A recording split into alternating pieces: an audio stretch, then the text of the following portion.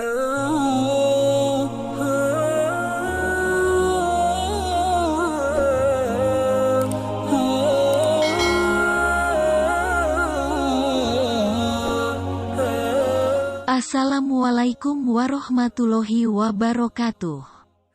Sahabat beriman, sebagaimana yang kita ketahui bahwa siksa kubur itu benar adanya, tak ada yang mampu bertahan dari azab kubur yang mengerikan. Mungkin kita tak pernah bisa membayangkan bagaimana azab tersebut akan terus menimpa seseorang sejak ia dikuburkan hingga hari kiamat kelak. Berbagai macam azab kubur telah banyak diceritakan dalam hadis-hadis sahih. Mulai dari disempitkan kuburnya hingga membuat remuk tulang belulangnya, hawa panas neraka yang dibentangkan hingga barzah, ditemani seseorang yang berwajah gelap dan mengerikan jika banyak amal buruknya, dihantam kepalanya dengan batu, dibelah tubuhnya menjadi dua dan masih banyak yang lain sebagainya. Saking mengerikannya azab kubur, Rasulullah sampai memperingatkan kepada umatnya untuk selalu berlindung dari azab kubur di setiap kali selesai sholat. Doa memohon perlindungan dari azab kubur ini bahkan sejajar dengan perkara mengerikan lainnya, seperti azab neraka dan fitnah Dajjal. Oleh sebab itu, bacalah selalu doa perlindungan dari azab kubur setelah selesai mengerjakan sholat atau saat usai membaca tasyahud akhir dalam sholat. Selain berdoa, terdapat amalan-amalan khusus yang mampu melindungi kita dari azab siksa kubur yang mengerikan, di antaranya 1. Bertaubat. Sudah tidak dipungkiri lagi bahwa, dengan bertaubat yang sebenar-benarnya taubat, taubatan nasuha, insya Allah seseorang akan terhindar dari azab kubur. Karena kita semua tahu, Allah Subhanahu wa Ta'ala adalah satu-satunya Tuhan yang Maha Pengampun bagi hambanya yang mau bertaubat dari segala kemaksiatannya. 2. Menjaga sholat.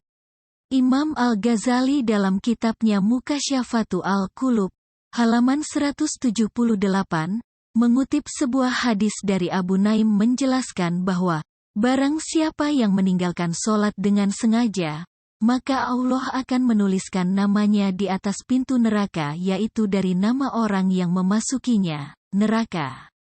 Hadis tersebut sangat jelas menegaskan bahwa, bagi mukmin siapapun yang dengan sengaja meninggalkan sholat tanpa adanya uzur yang dibenarkan, maka dia akan diazab di alam kubur dan namanya terdaftar sebagai penghuni neraka di akhirat kelak. Karena setiap ruh yang berada di alam kubur akan melihat tempatnya di akhirat, apakah dia di surga ataukah di neraka.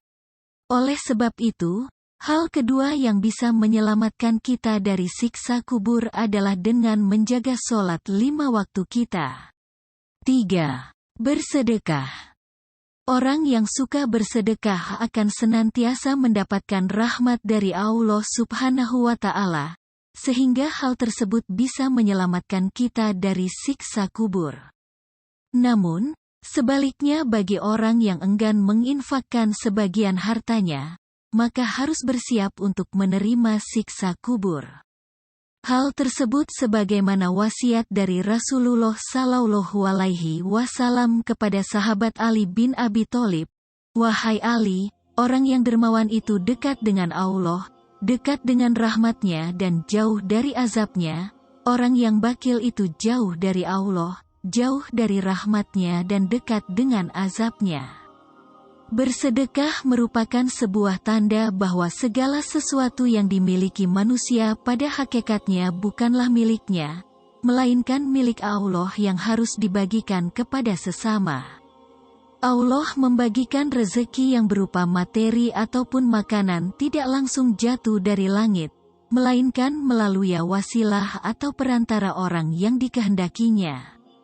Oleh sebab itu, apabila kita mendapatkan rezeki hendaknya kita tak lupa untuk bersedekah dari apa yang sudah kita dapatkan tersebut, insya Allah dengan begitu bisa menyelamatkan kita dari siksa kubur yang mengerikan.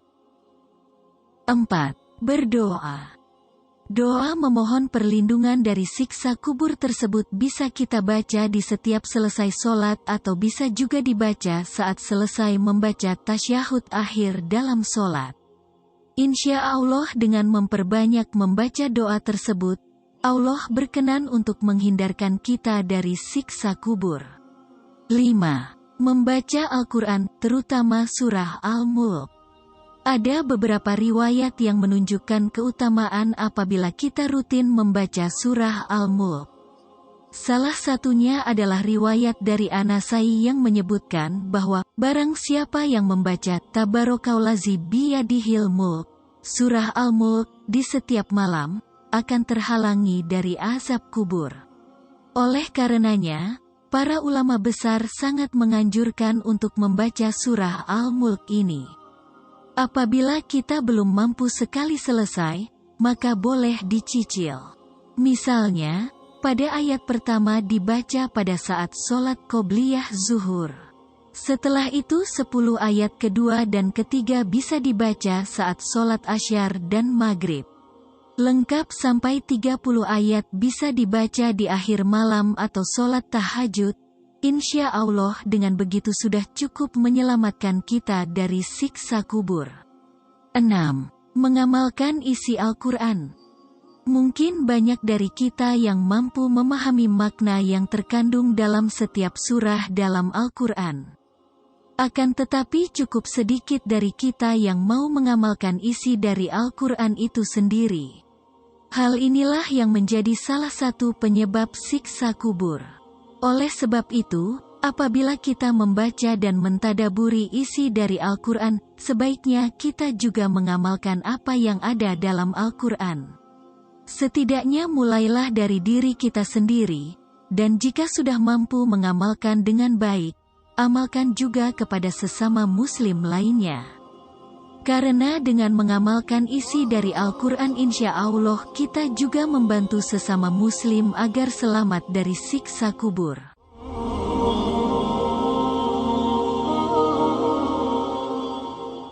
Mungkin ini yang dapat kami sajikan dalam kesempatan kali ini. Semoga bermanfaat dan bisa diambil hikmahnya. Dan semoga kita selalu dalam lindungan Allah Subhanahu wa Ta'ala. Amin. Wassalamualaikum warahmatullahi wabarakatuh.